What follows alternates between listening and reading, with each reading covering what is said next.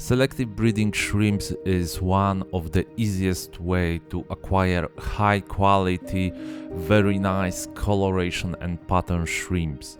You don't need a lot of money, you don't need those top grade shrimps to get to the point that your shrimps will be great.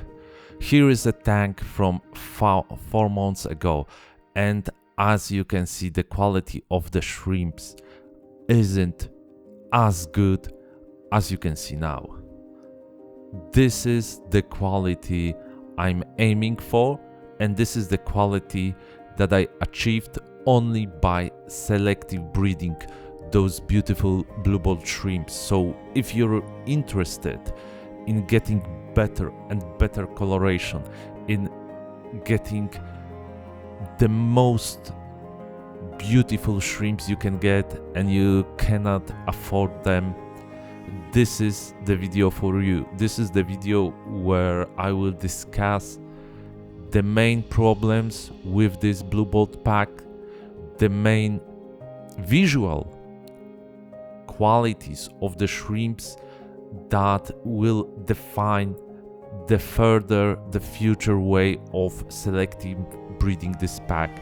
And as you can see on this picture of the whole pack, we have very nice shrimps to the side and to get even better coloration. But right here, right in the spot, you can pause and you can write me a comment. Which feature of the coloration can be a problem or can be a future very nice color?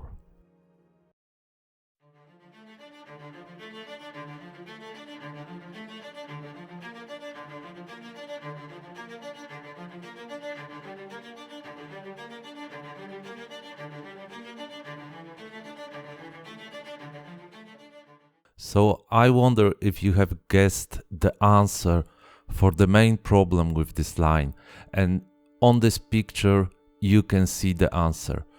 Above this beautiful blue body color we can see a little bit of yellowish pigmentation finding its way to the light, to our eyes, above the blue coloration.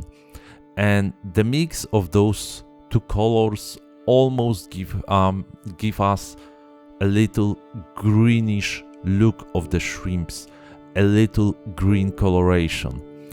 And this is the main problem that we can go across when we are making our very restrict selective breeding of the shrimps. The problem not only connected with the health and the genetics problems with the health of the shrimps, like balloon head or short carapace, we also will go across new color mutations or different pigmentation showing off, maybe due to selective breeding and inbreeding of the pack. And I mentioned about this problem in my last video about purple metallic, which was very nicely taken by you all. So if some of you didn't see that video, I encourage you to put that video on and watch it, because there are many problems that will occur and develop in a shrimp market and among shrimp hobbyists. And in my opinion, one of the main problem will be this mutation or this lack of pure lines. If I would have to say if this blue-balled line is a strict pure line, I would say it is very hard to confirm that fact. But watching different shrimp contests and watching different herds in different shrimp breeders, I must say that a lot of those shrimp breeders, a lot of those people breeding shrimps don't have the true blue balls that were developed. That probably in future it will be harder and harder to find pure lines, not only because of crossbreeding, but also due to the problem of inbreeding and of limited genetic pool. And I think that those pure lines will be very, very expensive in the future.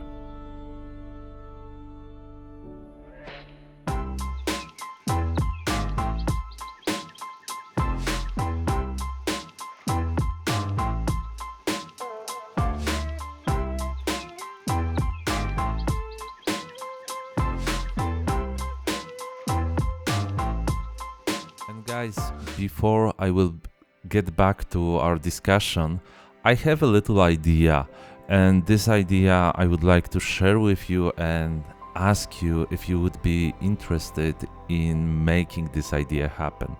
Because I've got a lot of sources, a lot of articles, a lot of knowledge gathered from many years about shrimp keeping, about selective breeding, about creating shrimp products, about making shrimp food.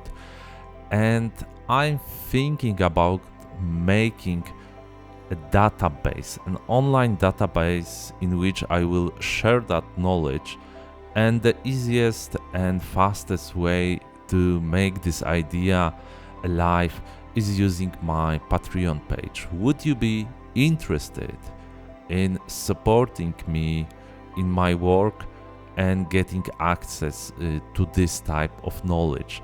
I think there would be a lot of interesting articles, patents, photographies, etc. Write me down in comment if you are interested in that, because thanks to your support I can develop my hobby, I can gather more knowledge and make more experiments with shrimp keeping and develop my filming equipment.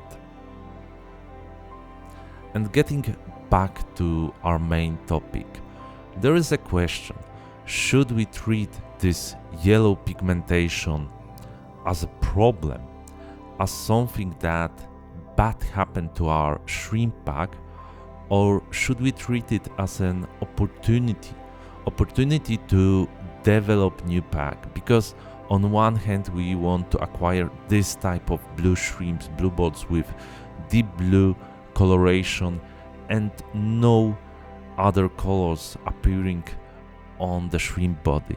On the other hand, this yellowish color has a big potential, because if we will mix yellow and blue, there is possibility, a tiny possibility that by enchanting this green color, this yellow color, we can get near to green coloration, and maybe, I don't know, develop green balls with solid green pigmentation. And this is a question that every breeder needs to answer, and this is the question that I think that I will answer in positive way. I will try to make the next selection of this tank using this pattern. I won't give those greenish or yellowish shrimps to so-called rested tank, but I will try to develop another line. I will pick up the females that have most of this yellowish coloration and males that will show the same coloration and try to breed them.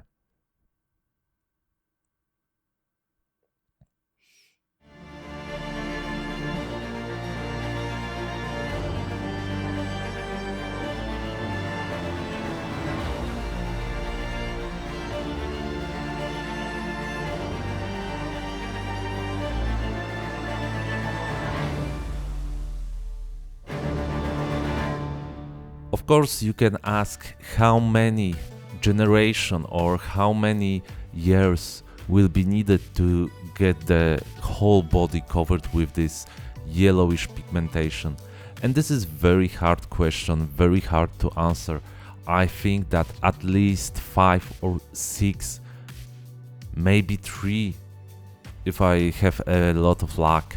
Generations will be needed to try to enhance this coloration and try to get the first shrimp with whole body covered with this yellowish pigmentation. There is also a possibility that this color occurred due to the light used in the tank or due to the tank parameters, because you need to remember that shrimps have the ability to change their colors like chameleon. They can change their color, they can be much more darker or lighter. You can see this phenomenon when you will put your lights on in the middle of the night.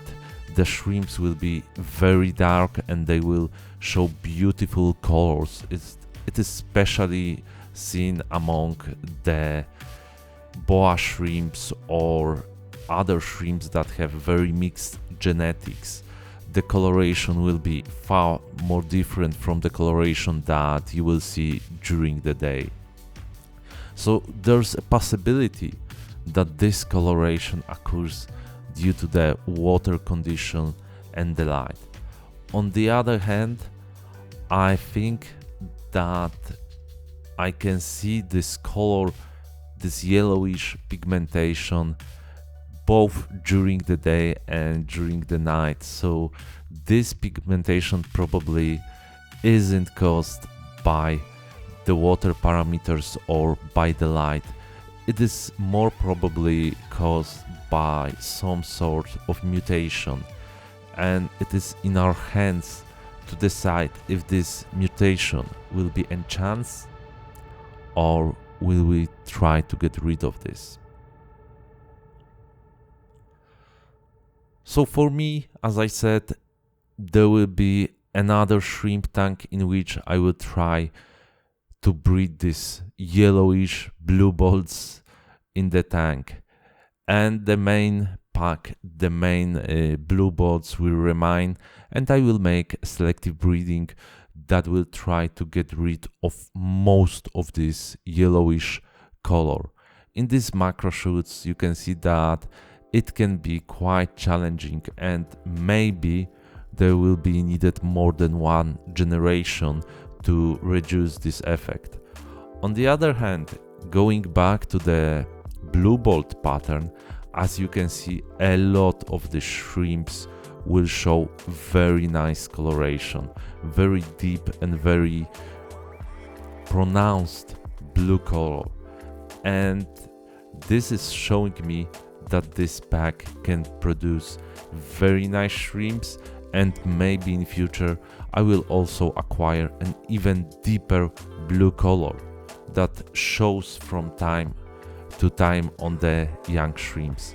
Another interesting thing is that we have very nice blue coloration among the youngest shrimps in this pack, and this is very promising. The shrimps that you can see that gather near the food, most of them have this dark blue color. And this is what you should look when you are doing selective breeding. You should look for repetition, for the highest percent of the repetition.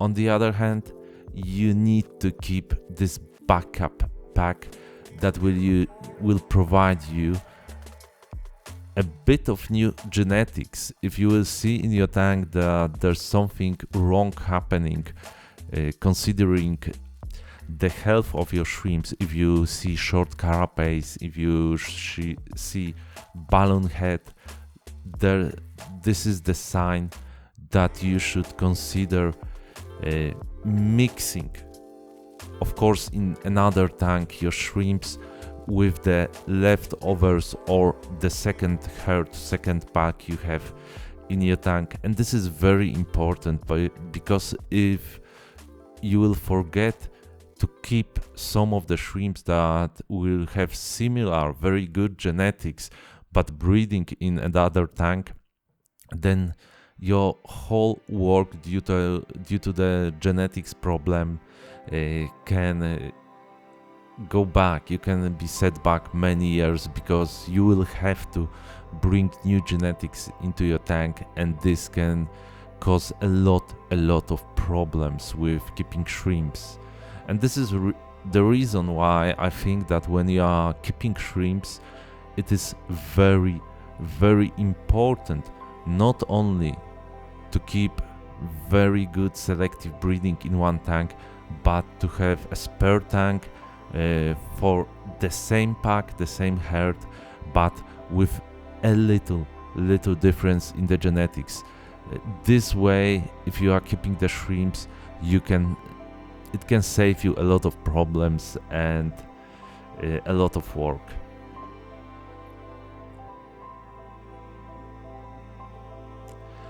And guys, if you would like to see the process of selective breeding, of next culling of this tank, please let me know, and I will try to make a video about when I will be making the culling in this tank and leaving only the best colored shrimps, and I will show you which features were very important when deciding which type of shrimp should I cull out and which type of shrimp should I leave in the tank. And if you like this video and you would like to get some more knowledge about the coloration of the shrimps, the show of the new mutation of the shrimps, please watch this video about metallic purple shrimps, and remember, keep on shrimping.